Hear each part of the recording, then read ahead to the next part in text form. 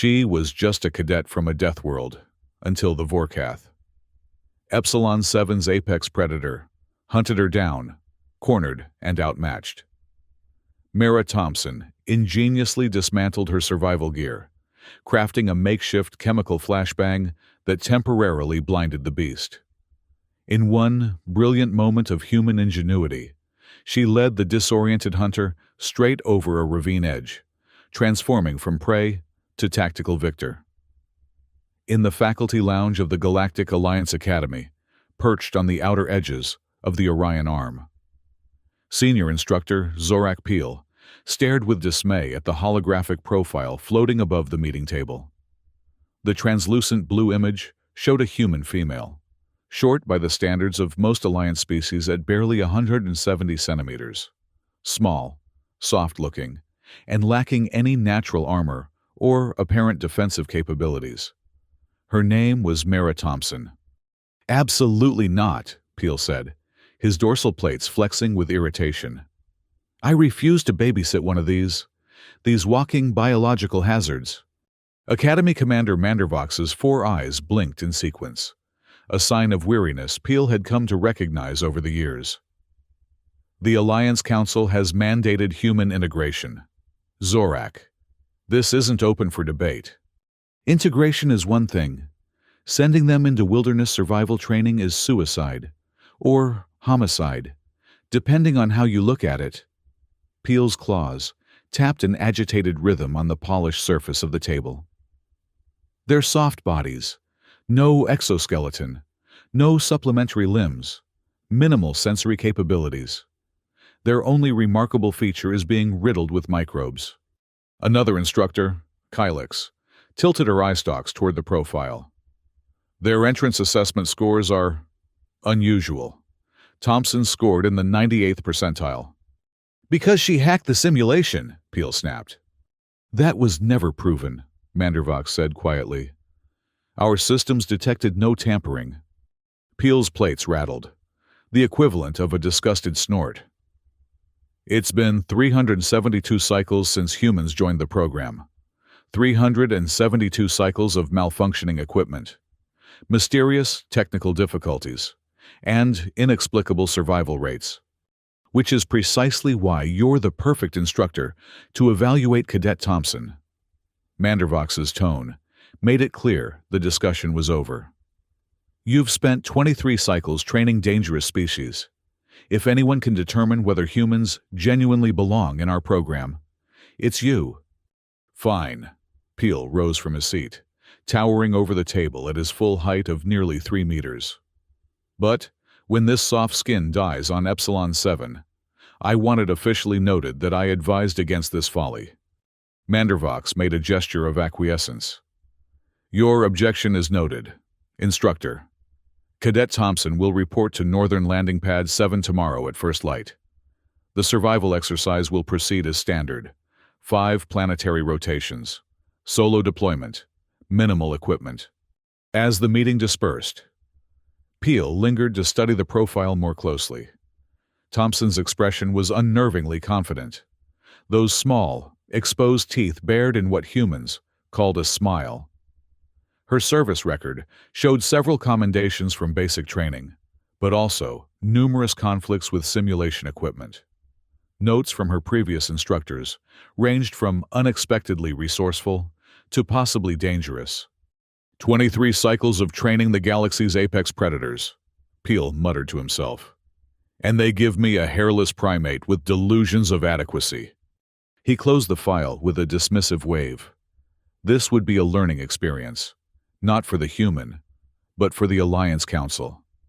Perhaps watching one of their precious new recruits fail would finally make them reconsider this misguided integration program.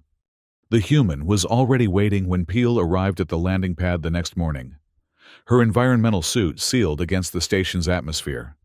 Standard procedure for Deathworlders. Their bodies were walking biohazards by Alliance standards. "Instructor Peel." Thompson's voice came through the suit's external speaker, slightly distorted, but clear enough. "Reporting as ordered, sir." Peel didn't bother with pleasantries. "Thompson, I assume you've been briefed on Epsilon 7's environmental conditions? Yes, sir. Oxygen, nitrogen atmosphere with trace methane. Gravity at 1.2 Earth standard. Temperature fluctuations between -10 and 40 degrees Celsius between night and day. Indigenous fauna rated moderate to severe threat level. Peel was slightly surprised by her thoroughness. Correct. And your survival objectives? Maintain life signs for 5 planetary rotations. Establish shelter, secure water, avoid or neutralize threats, and reach extraction point by the final solar zenith. Also correct. Peel gestured toward the waiting shuttle. Your monitoring implant will be activated upon landing.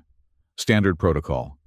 We observe, but do not intervene unless you're at immediate risk of death. Do not call for extraction unless you are genuinely dying. False alarms result in automatic failure. Thompson nodded, the movement awkward in her environmental suit. Understood, sir.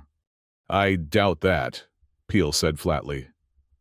Epsilon 7's northern territory is where we train Krallians and Void Wraiths, species with natural armor and multiple defensive adaptations.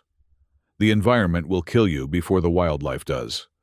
To Peel's annoyance, the human's response sounded almost cheerful. With respect, sir, you might be surprised by what humans can survive. I've reviewed your species profile. Thompson. You're persistence predators with excessive endurance but minimal defensive capabilities. You lack night vision, have pathetic olfactory senses, and your auditory range is laughable. Your only natural weapon is your brain, and based on your species' history, you rarely use it. The human made an odd sound, something between a cough and a laugh. Fair assessment, sir. Though I'd argue our history proves we're quite adaptable. We'll see. Peel stepped back as the shuttle's loading ramp descended. Board your transport, Cadet. Your survival test begins upon landing. As the shuttle departed, Peel made his first note in Thompson's evaluation file. Subject displays irrational confidence typical of species. Survival probability, less than 40%. The journey to Epsilon 7 took just under 3 hours. From the observation deck of the Academy's orbiting monitoring station, Peel watched the tiny transport descend through the moon's turbulent atmosphere, buffeted by crosswinds that would have challenged even the most skilled pilots.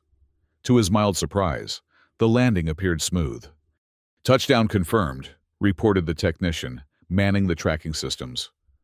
Vital signs stable. Cadet Thompson is disembarking now. The feed from Thompson's monitoring implant appeared on the main screen, showing her perspective as she stepped onto Epsilon 7's rocky surface. The landscape was a bleak expanse of reddish stone and sparse, thorny vegetation. In the distance, jagged mountains rose against a pale green sky, their peaks shrouded in toxic-looking clouds. Temperature at landing site is 36 degrees Celsius, the technician noted, dropping rapidly as local sun approaches horizon. Night temperatures predicted to reach -8. Perfect weather for a soft-skin's first day, Peel remarked dryly. Let's see how she handles basic shelter construction. To his surprise, Thompson moved with purpose. After a brief survey of her surroundings, she located an overhanging rock formation that offered protection from the wind. Using the standard-issue utility tool, she quickly gathered the sparse vegetation, weaving the fibrous stalks into a crude but functional windbreak. When that was complete, she collected stones to create a fire pit, then extracted a small ignition device from her survival pack. Efficient use of available resources, Peel noted reluctantly, though creating fire might attract unwanted attention. By the time darkness fell, Thompson had established a defensible position, rationed her emergency supplies, and even set up a primitive alarm system using loose stones placed at approaches to her shelter. Peel watched with growing curiosity as she inventoried her meager equipment. The utility tool, a single water purifier, emergency rations for 2 days, a thermal blanket, and a basic medical kit. Initial survival measures exceed expectations, he recorded, Annoyed at having to give a positive assessment. Subject demonstrates proper prioritization of shelter and security. Fire usage shows basic understanding of predator deterrence. The first real test came shortly after local midnight. The monitoring station's thermal sensors detected movement. A pack of Dravorn, six-limbed predators native to Epsilon 7's northern regions. They moved in a hunting formation, drawn perhaps by the scent of the human or the dying embers of her fire. Predator pack approaching subject position, the technician announced. Vitals show she's still sleeping. Of course she is, Peel said. With those primitive senses. She won't detect the Dravorn until they're on top of her. But as the pack closed to within 50 meters, Thompson's vitals shifted. Her heart rate increased slightly. Respiration deepened. She was awake. Through the monitor feed, they watched as she carefully, silently reached for her utility tool, then added fuel to her dying fire. The flames leapt higher, illuminating the area around her shelter, and revealing the glinting eyes of the Dravorn as they circled. She's spotted them, Peel said, surprised. But she's cornered now. Dravorn hunt in coordinated packs. Even Krallian cadets struggle against them. Thompson remained motionless for several long moments, seemingly assessing the situation. Then, without warning, she hurled her thermal blanket into the fire. The synthetic material caught immediately, creating a sudden, intense flare of light and heat. In the same motion, she seized a burning branch and launched herself from the shelter, running directly toward the nearest Dravorn, with a sound that could only be described as a primal roar. The noise, a combination of screech and howl, echoed across the monitoring station's audio systems, causing several technicians to flinch. The effect on the Dravorn was immediate and shocking. The pack scattered, retreating from the charging human with her flaming weapon and her terrible noise. Within seconds, they had disappeared into the darkness. Silence fell over the observation deck. Peel stared at the screen, his dorsal plates fully extended in astonishment. Did she just scare off a Dravorn pack? With fire and screaming, one of the junior technicians asked. Impossible, Peel muttered, but the evidence was right before him.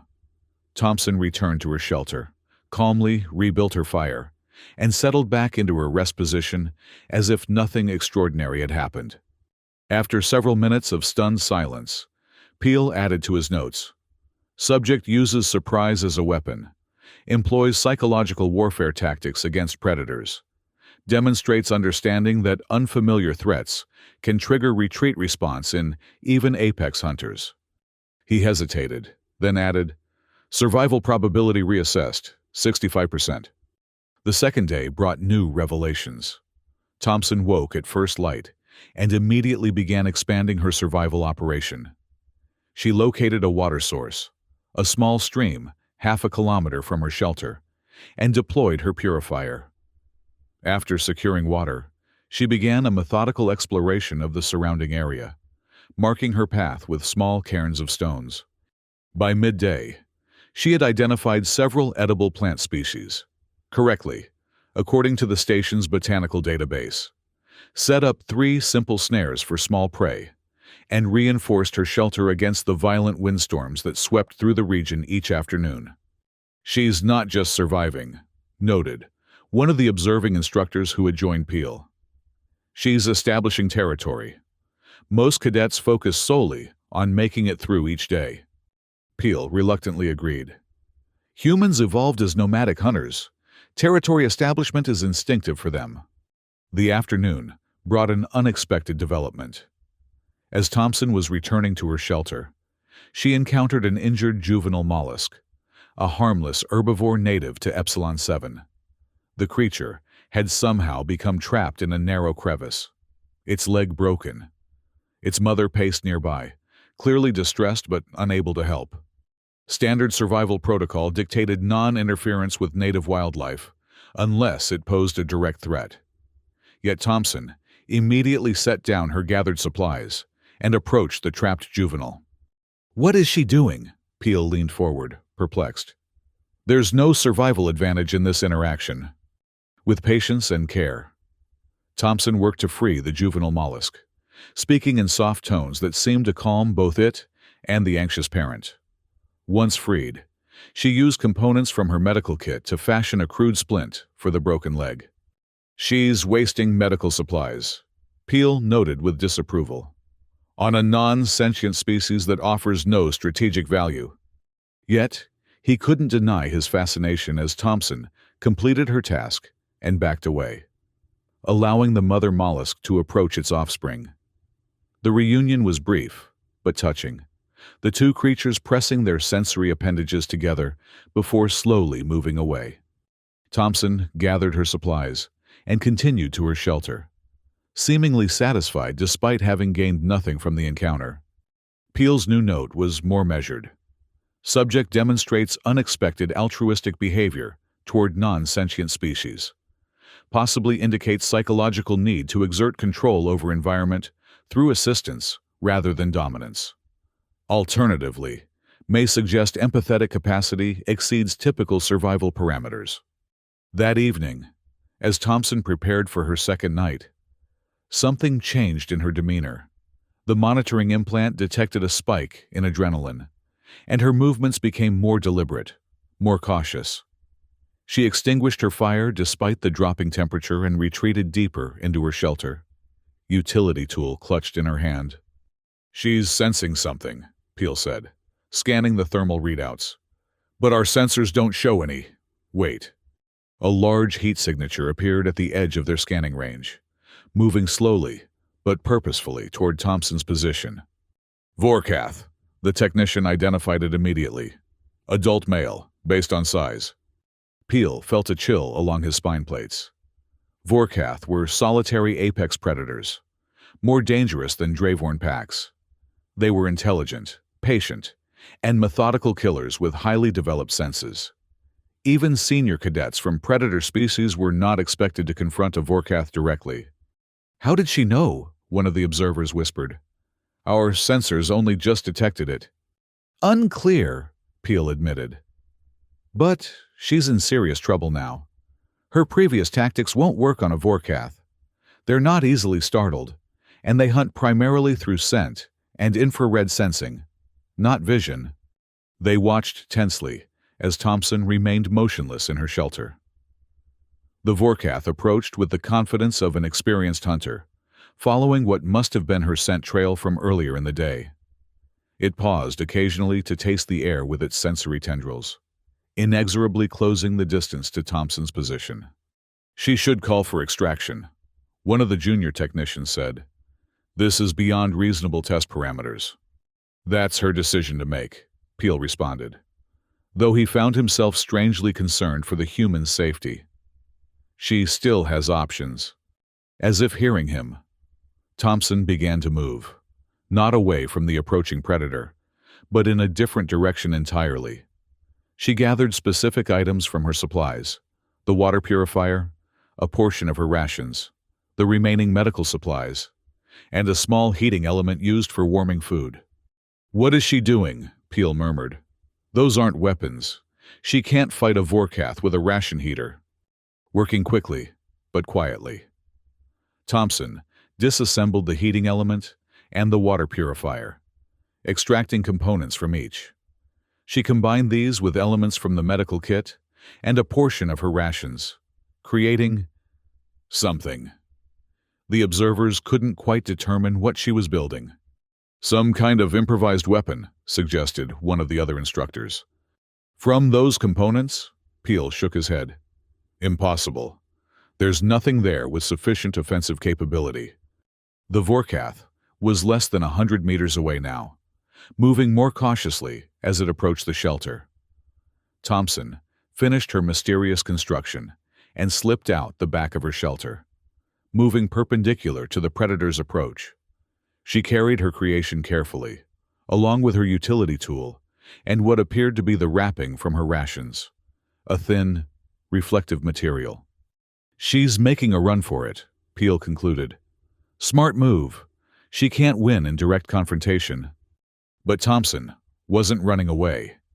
Instead, she circled around, placing herself downwind of the Vorkath. She activated whatever device she had created, and immediately a small, steady stream of vapor began to emit from it. Chemical reaction, noted the technical specialist who had joined the observation team. She's created some kind of... I'm not sure. The components could produce various compounds. The Vorkath froze, its sensory tendrils fully extended. It turned away from Thompson's shelter, now focusing on the new scent carried by the wind. It began moving toward Thompson's actual position.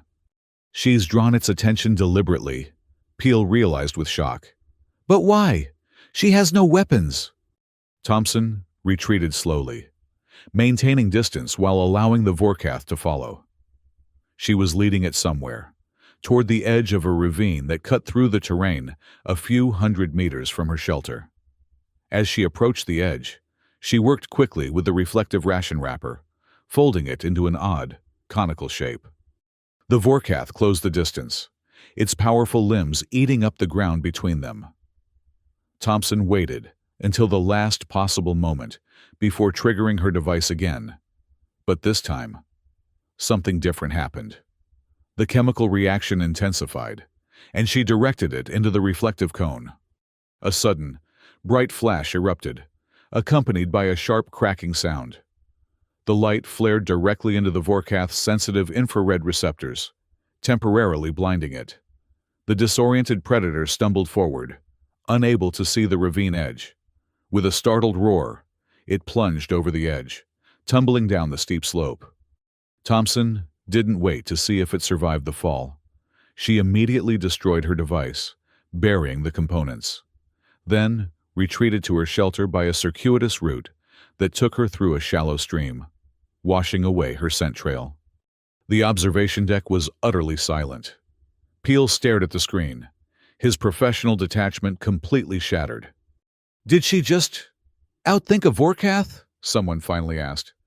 "Improvised chemical flashbang," the technical specialist said with undisguised awe. "Created from survival rations and a water purifier. The heating element would have provided the activation energy for the reaction.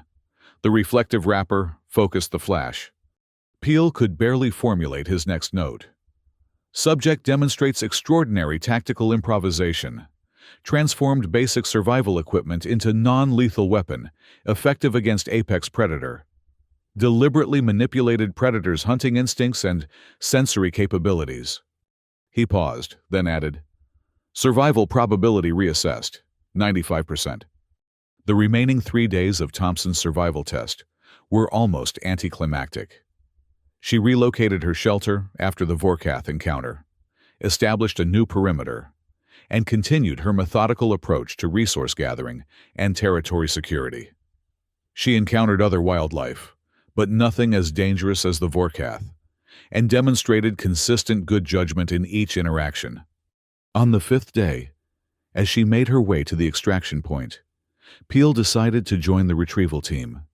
He needed to see this human in person, to somehow reconcile the soft, seemingly vulnerable creature from her profile with the resourceful survivor he had observed. The shuttle landed precisely at local solar zenith. Thompson was waiting at the designated coordinates, looking remarkably unaffected by her ordeal. Her environmental suit was dirty and showed signs of hard use, but she stood straight, alert, and apparently uninjured. As Peel descended the shuttle ramp, he noticed Thompson's posture shift slightly, a subtle straightening that he recognized as a sign of respect rather than fear. "Instructor Peel," she greeted him. "I didn't expect you to be part of the extraction team." "I wanted to verify your condition personally," Peel said, studying her closely. "You encountered situations beyond the typical parameters of this exercise." Thompson's face made that strange expression again, the smile that exposed her small, blunt teeth. "The Vorkath was unexpected. I'm glad my improvisation worked." "Improvisation," Peel repeated the word carefully. "Is that what humans call creating weapons from survival equipment?" "Adaptation," Thompson corrected mildly. "We use what's available to solve the problem at hand." Peel gestured toward the shuttle. We can discuss your adaptations. During debriefing, the commander will want a full report. As they boarded the shuttle, Peel found himself reassessing everything he thought he knew about humans. They were physically unimpressive, yes, but Thompson had demonstrated capabilities that went far beyond pure physical survival. She had shown intelligence, creativity, and a kind of pragmatic resourcefulness that even the most advanced species in the Alliance might envy. "Cadet Thompson," he said as the shuttle lifted off, leaving Epsilon 7 behind. "I believe you may have a future in advanced tactical training." The human's response was typically understated. "Thank you, sir. I'd welcome the opportunity." "Don't thank me yet," Peel cautioned. "Commander Mandervox will have questions about your methods, creating explosives, even non-lethal ones, from standard equipment is not typically encouraged." Thompson's expression remained neutral. "With respect, sir, the manual states that cadets should utilize available resources to ensure survival. It doesn't specify which resources or how they should be utilized." "A convenient interpretation," Peel noted, his tone lighter than he intended. "Survival often depends on convenient interpretations, sir." Later, in his final report to Commander Mandervox, Peel struggled to articulate his conclusions. How could he explain what he had witnessed? How could he convey the implications for the Alliance's understanding of humans? "Well," Mandervox prompted, after Peel had fallen silent, "your assessment of the human instructor?" Peel's dorsal plates shifted uncomfortably. "They're dangerous. All Deathworlders are dangerous. That's why we created this program, to channel and control that danger." "No," Peel shook his head. "You misunderstand. Humans are dangerous in ways we haven't properly classified. Thompson shouldn't have survived that exercise. Not against a Vorkath, not with standard equipment. But she did more than survive. She adapted, improvised, and ultimately prevailed using nothing but ingenuity and the most basic tools."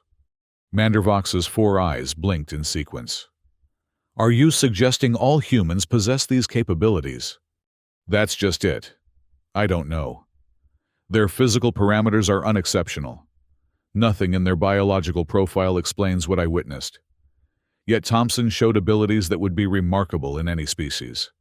"What are you recommending, then?" Mandervox asked. "Should we restrict their training? Expel them from the program?" Peel considered the question carefully. "Neither. We should either remove them entirely from Alliance territory, or put them in charge of our defense forces." Mandervox's eye stalks straightened in shock. "That's quite a leap, instructor." "Is it? Think about what I've reported. A single, untrained human cadet with minimal equipment outmaneuvered a Vorkath. She transformed a heating element and water purifier into a weapon. She used psychological tactics against predators that have evolved for millions of years on one of our most hostile training grounds." Peel leaned forward, his voice lowering. "What happens when we train them, Commander? What happens when we give them actual weapons and tactical authority? What will they be capable of then?"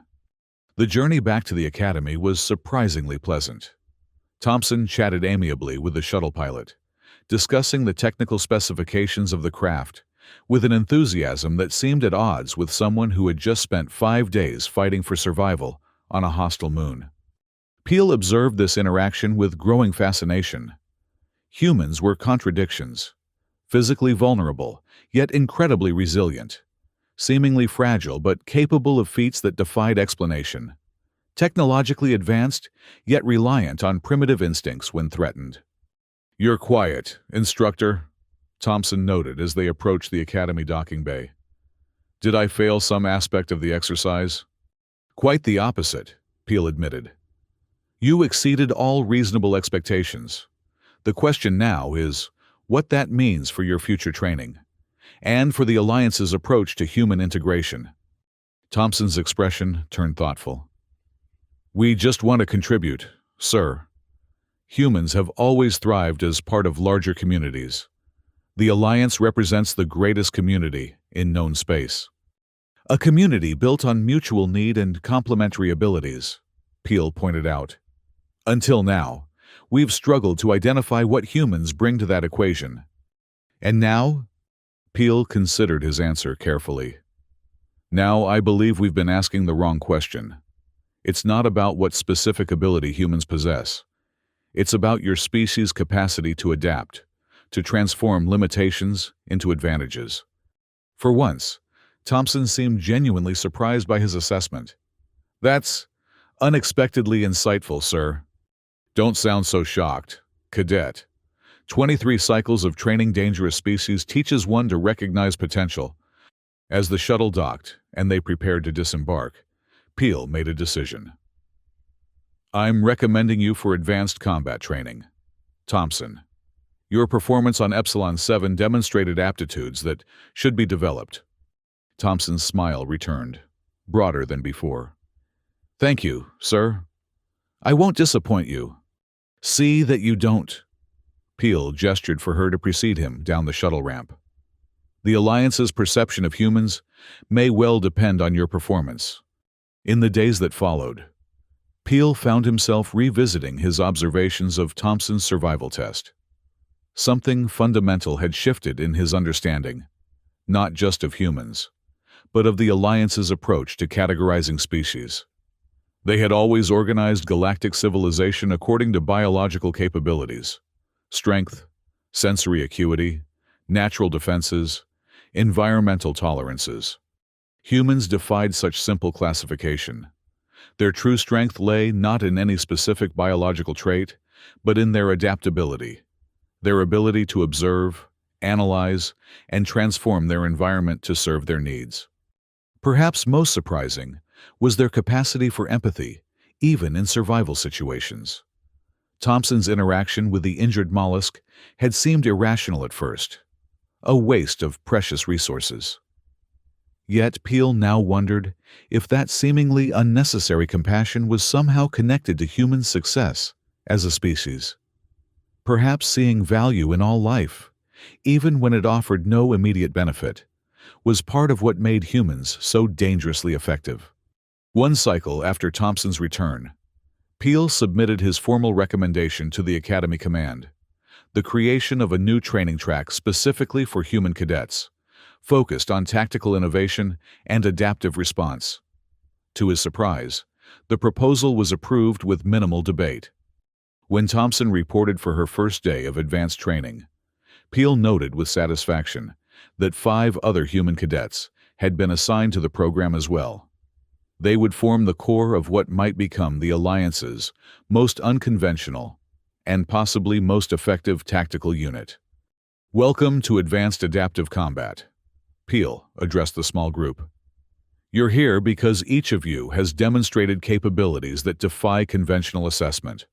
Over the next 12 cycles, we'll determine whether those capabilities can be harnessed for the defense of the Alliance. Thompson stood at attention, but Peel could see the gleam of anticipation in her eyes. Thank you for the opportunity, Instructor. We're eager to prove ourselves. You'll have ample opportunity, Cadet. Peel activated the training room's holographic display, showing a star system currently under threat from outside the Alliance borders. In fact, your first real mission may come sooner than expected. As the human cadets gathered around the tactical display, their expressions intent and focused, Peel felt an unfamiliar emotion, something like hope mixed with trepidation.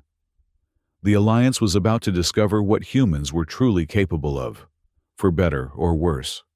And as he watched Thompson immediately begin analyzing the tactical situation, pointing out vulnerabilities and suggesting unconventional approaches, Peel suspected it would be for the better.